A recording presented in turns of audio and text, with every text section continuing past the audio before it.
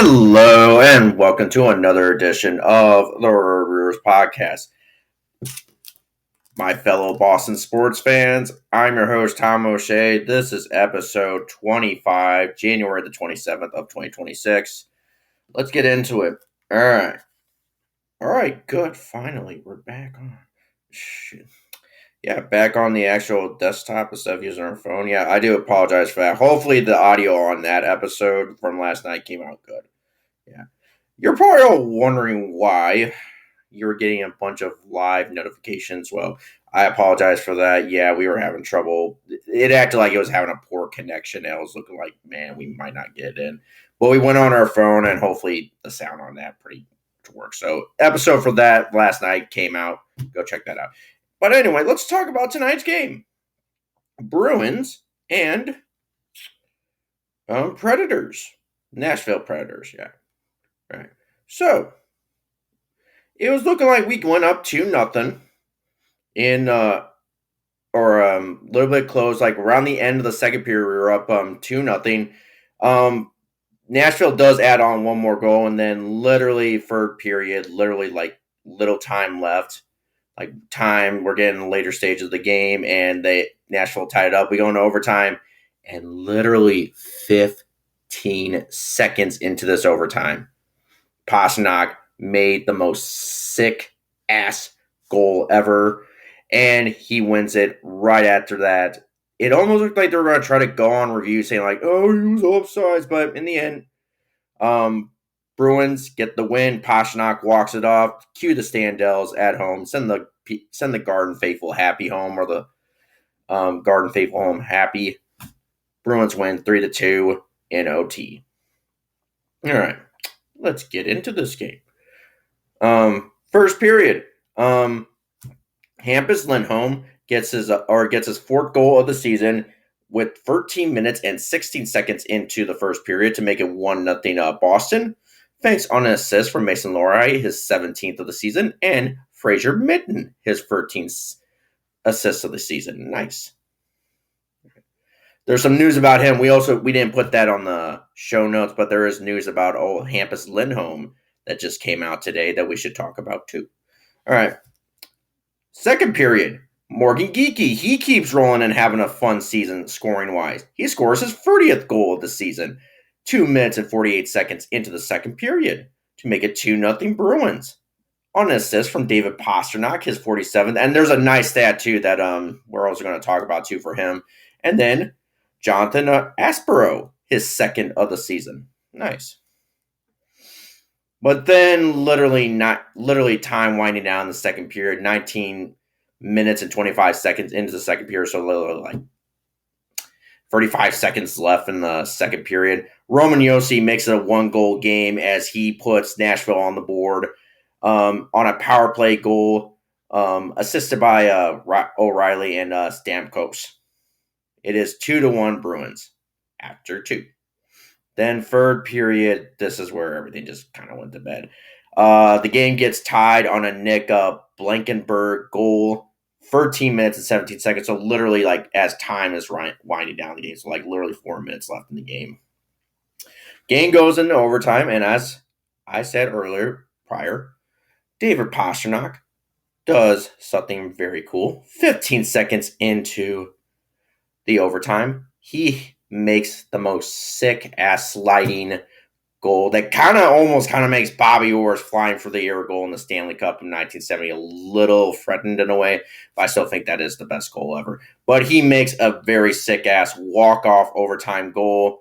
3-2, that's where your final score stand. This is David Pastrnak's 22nd goal of the season. Charlie McAvoy with the assist, his 31st, and Marat Kuznetsov with his 12th assist of the season. All right.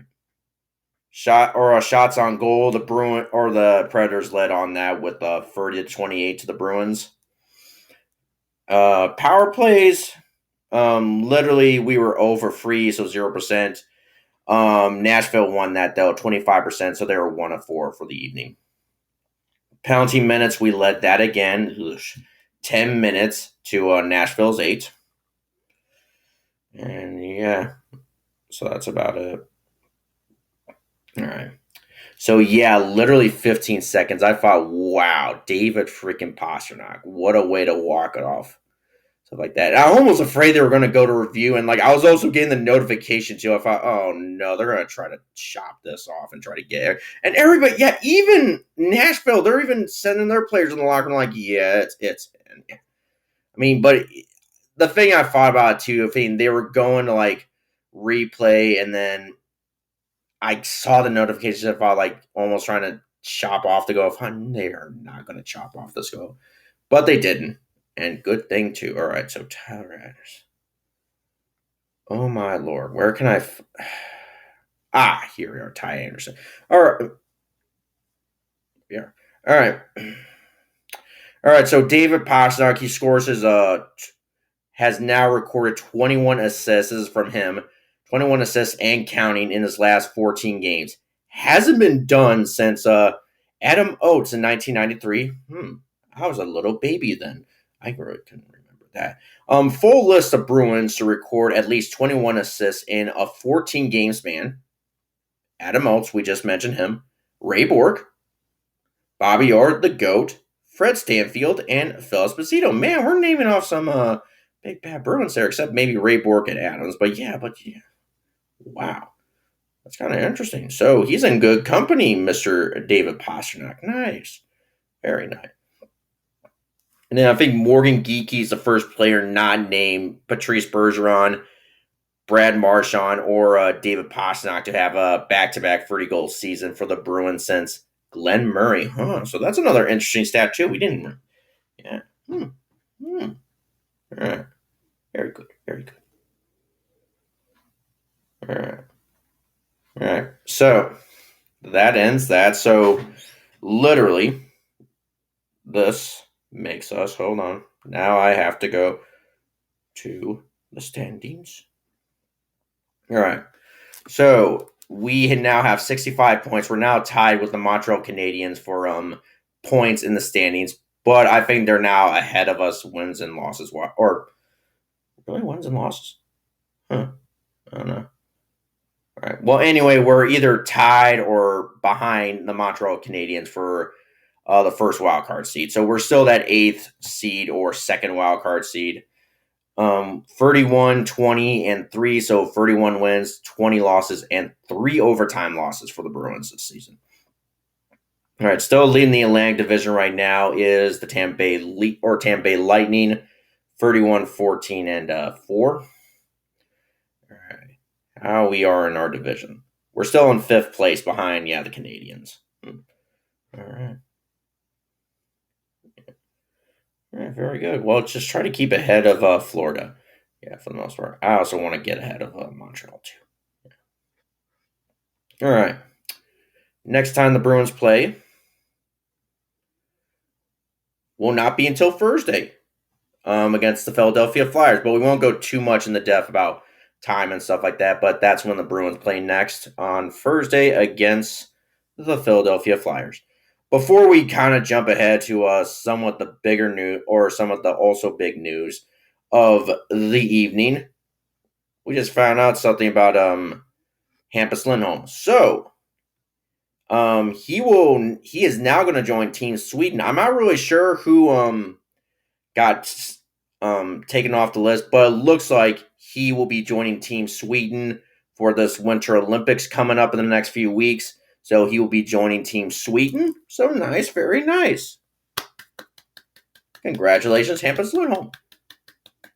All right. And it looks like Elias Lindholm did leave tonight's game with an upper body injury. Hopefully it's nothing serious. Hopefully he can come back soon. Hopefully just out for a bit.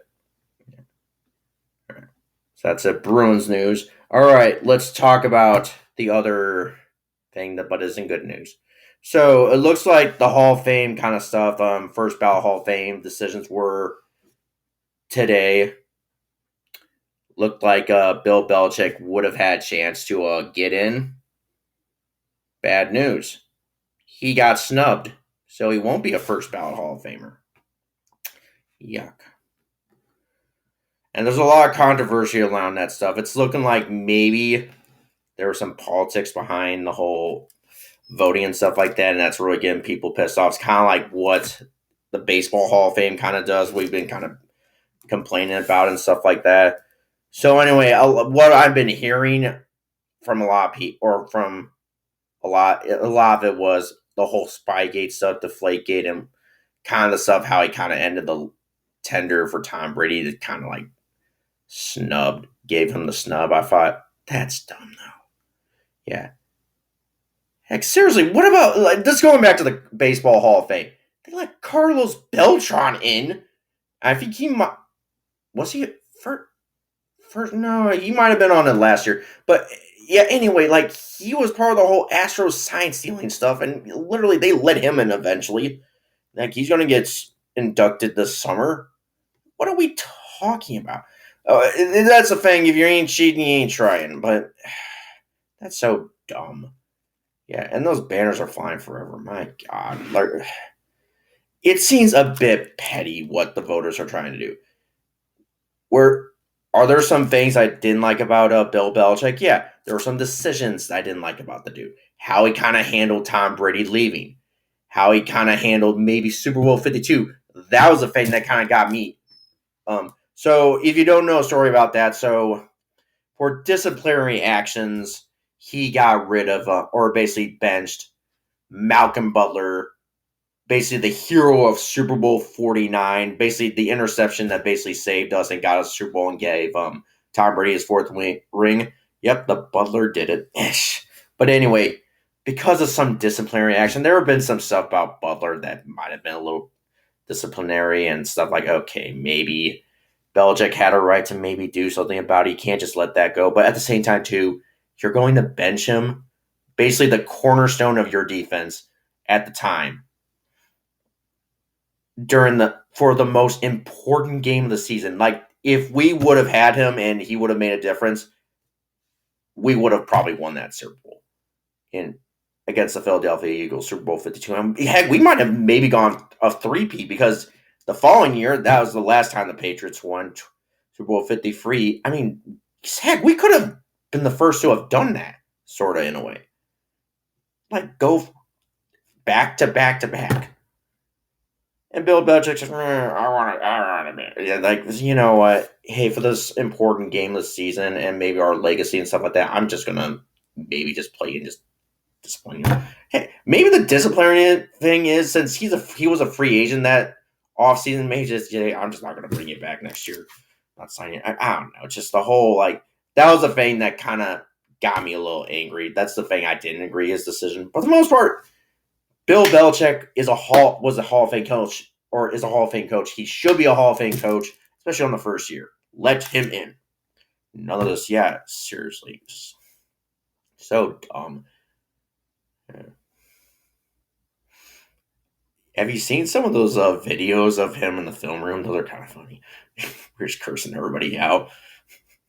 Some of the Belichick stories I'm hearing from, like, on Julian Edelman's podcast called Games with Names, where he's like interviewing some of like his former Patriots teammates and guys who played under Bill Belichick. Those are some of the funniest episodes ever. Like, I literally am chuckling. Like, they'll also like do highlight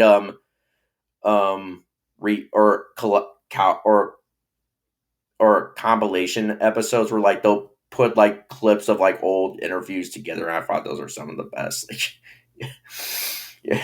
The film room episode for Matt Light, that was kind of funny. Also, the one too, I think he's like a union rep for the NFL. He was going on vacation or something like that, and that's when like they were like doing some kind of team oriented thing, and like I think Matt Light sent him an email, and then I think Bill Belichick sent him a funny email that was kind of funny too, and just like he has it like framed in his office at his home. Matt Light does. I thought that's kind of funny.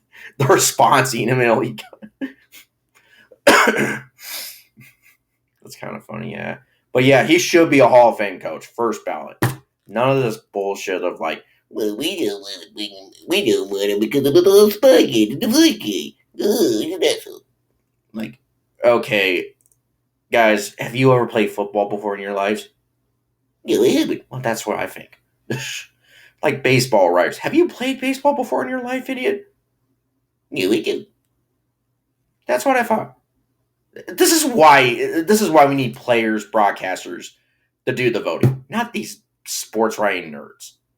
Literally. I'm sorry to say that. There are some writers who really do take their craft and really do a good job. There's just those ones like, how did you get this decision? Were you entrusted with this decision again? Like, literally, I feel like it should be a combination. Like, the writers should be allowed to vote, also have their vote, but also let's put former players in, broadcasters too. Like, the broadcasters don't get a vote in this. Like, golly, they've watched more of the game than the freaking nerdy writers do. Yeah. I'll kill you. I work with a Daily Bugle. Nobody got that reference. Yeah, Spider-Man. Glass of water. All right. Let's talk about the docket for tomorrow, game-wise. So it looks like the Celtics play again tomorrow, and it looks like they will be playing against the Atlanta Hawks at home. This game, hold on. All right, this game will be all right. This game will be a 6:30 start, 7:30 Eastern time, whatever time zone you live in, wherever you are in the world. Check what time it is in your time zone or what time the game is in your time zone and watch it. All right. And it looks like Kristaps Porzingis, he's still going to be out for this game, but they might do a little something like to maybe give him, like he'll still be at the game, maybe on the bench, but they'll try to do like some kind of tribute video and stuff like that. Like, hey, thank you for being a contributing part of 2024 or last championships. So yeah. So they might do something. Kind of like what they did. Oh, by the way, I think they did do something for Drew Holiday. Like, did some little ceremonial, like, kind of like tribute video and stuff like that. Well, good. Good thing they did that, yeah. All right. I think that's about it. I got nothing else to say, and I want to go to bed. All right. Thank you guys for listening. Check our episodes on our platforms or like podcast platforms, stuff like that. And we'll see you tomorrow. Banyana.